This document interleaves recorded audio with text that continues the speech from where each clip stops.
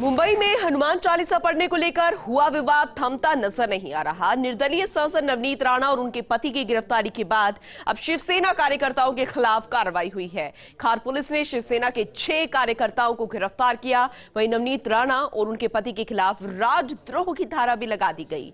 सांसद नवनीत राणा और उनके पति रवि राणा को बांद्रा कोर्ट में पेश किया गया, जिसके बाद कोर्ट ने दोनों को 14 दिन की न्यायिक हिरासत में भेजने का फैसला सुनाया।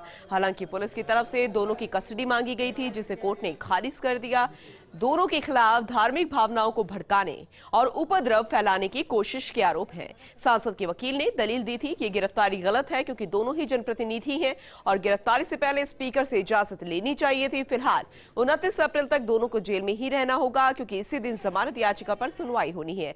लेकिन महाराष्ट्र की सियासत भी गर्मा गई है। राजद्रोह की धारा जोड़ने पर बीजेपी हमलावर है।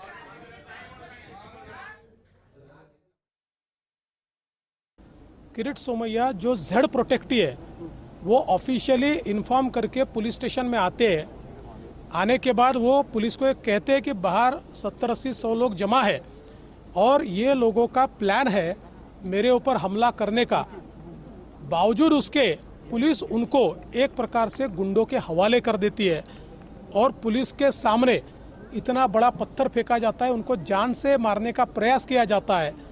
मुझे ऐसा लगता है ये बहुत ही गलत इस प्रकार की परिस्थिति है। हम केंद्र सरकार से ये निवेदन करने वाले, होम सेक्रेटरी से निवेदन करने वाले कि जो पुलिस अपना कर्तव्य नहीं पहचानती उनके ऊपर कार्रवाई होनी चाहिए। और अगर जेड प्रोटेक्टी को प्रोटेक्ट नहीं किया जा सकता तो आम आदमी को पुलिस कैसे प्रोटेक्ट करेंगी। साथ में मैं ये भी कहना चाहता हूँ कि जिस प्रकार से महाराष्ट्र में हनुमान चालीसा हम बोलेंगे ऐसा कहने वाले राणा पति पत्नी को उनके घर में जाकर अरेस्ट की जाती है। हनुमान चालीसा महाराष्ट्र में नहीं बोली जाएगी तो क्या पाकिस्तान में बोली जाएगी? सबसे पहले इस बारे में देवेंद्र फडणवीस जी ने महाराष्ट्र के मुख्यमंत्री से मिलना चाहिए। अगर उनको महाराष्ट्र के लॉ एंड ऑर्डर के बारे में कुछ उसके मन में सवाल है, लीडर ऑफ अपोजिशन के मन में, तो ये परंपरा और प्रथा रही है कि लीडर ऑफ अपोजिशन अपने डेलीगेशन के साथ राज्य के मुख्यमंत्री, राज्य के गृह मंत्री से मिलते हैं, वो अपनी बात रखते हैं, मुख्यमंत्री उनकी बात सुन लेते हैं। बाद में अगर आपको राष्ट्रपति के पास जाना है, यूनाइटेड नेशन में जाना है, सिक्योरिटी काउंसिल में जाना है, अंतर्राष्ट्रीय, तो आप जा सकते हो। लेकिन जो भी कुछ हो गया तो दिल्ली में भागते हैं, वहां के होम मिनिस्टर से मिलेंगे, वहां के होम सेक्रेटरी से मिलेंगे। ये क्या तमाशा लगाया है लोगों ने। पुलिस स्टेशन से डिप्टी कमिश्नर को यह प्रोटेस्ट लेटर दिया कि मेरी जान लेने का प्रयास खार पुलिस के अधिकारियों के साथ में मिलकर 70-80 शिवसेना के गुंडों ने किया। मेरे बाया हाथ पे कांच पर 2 पत्थर मारे गए, कांच टूट गया।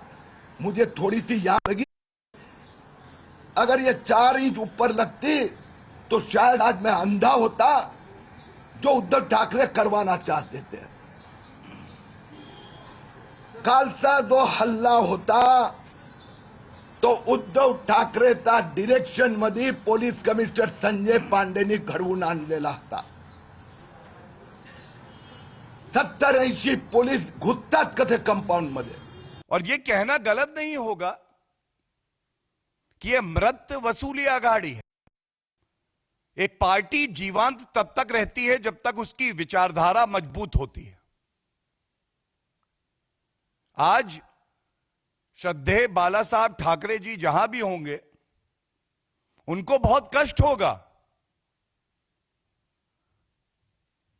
कि हनुमान चालीसा का पाठ करने के लिए किसी पे राजद्रोह लगा दिया गया।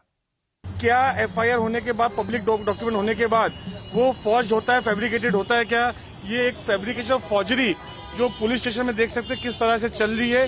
कोई फोन आने के बाद पुलिस स्टेशन घबरा गए ऑफिसर्स कि नहीं अभी एफआईआर हमको चेंज करनी है। ये सेम लागू होता है रवि राणा के साथ और नवनीत राणा के साथ।